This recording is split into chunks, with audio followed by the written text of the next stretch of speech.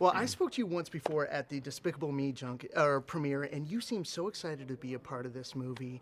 Can you tell us about what it meant to be a part of this film?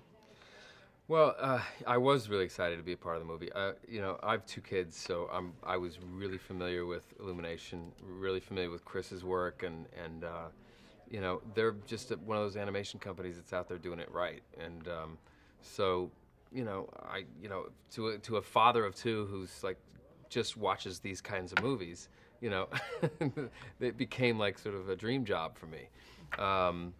So no, it was great. It was great to be the sort of human element to this movie, and it's always nice to do a movie that you can take your kids to. This is sort of that was another reason why I wanted to be a part of it. It's like I just finished doing Straw Dogs, and that was sort of a dark, twisted, controversial movie, and then lighten it up with Hop. And with this one, from Straw Dogs to acting with a stuffed bunny, how is it to work with the stuffed animal that sounded like Russell Brand, or what was it like to shoot this movie? And well, I think there's a misconception out there that I was actually acting opposite the stuffed animal. There was not even a stuffed animal on set. There was, if anything, there was a little piece of green tape on the ends of these little wires, so that I knew where my eye line was. But other than that, there was nothing else. I mean, they did have a stuffed rabbit that they would bring into the scene and sort of walk him through where the animators were going to animate the rabbit going, and I just had to remember where he was going to go throughout the course of our scene. So the answer to your question is it was really tricky. It was I've never worked as hard as I worked on this movie in sort of a technical way. I mean, it was a really technical process, and it wasn't something that I went home feeling like, oh man, that scene was really great today. I just felt real, and we were sort of like flowing, and it's all very piecemeal. You sort of go in and do your part, and that's it.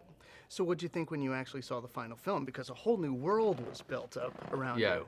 Well, it was like a miracle. To me, I mean, it's a miracle that movies get made anyway, and that they're, how they're assembled and how they're put together. And it's a miracle, really, when you have a successful one, like a good one.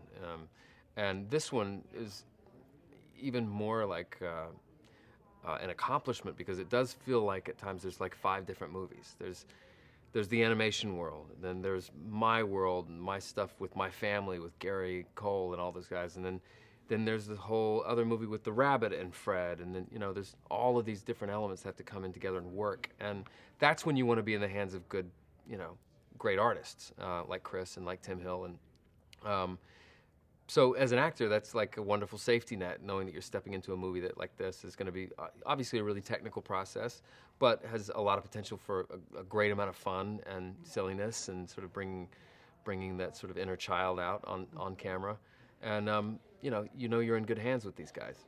And what it resulted in is a whole new story about Easter, and also a great story about relationships and people on a journey. What is it about this film for audiences and that families are going to love?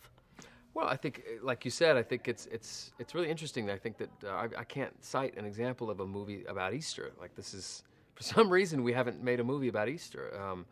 And this is also sort of a specific take on it. You have the next in line rabbit who doesn't want to be the Easter Bunny, so he wants to be, a rock star. So he goes to Hollywood, So that's our sort of spin on the whole thing. But beyond that, it's like, I think it's about sort of pursuing your dreams and finding what your passion is in life, and zeroing in on that and really going for it. I mean, it's not I wouldn't call this ultimately like a message movie, but if there is one in there, I think it's that. I think Fred was struggling with his identity and who he wanted to be, or what his purpose was in life, and he found that after running over the Easter Bunny, coincidentally. But they both, E.B. and Fred, learn throughout their journey that who they are and what they want to pursue and what their passion is. Perfect. Thank you so much.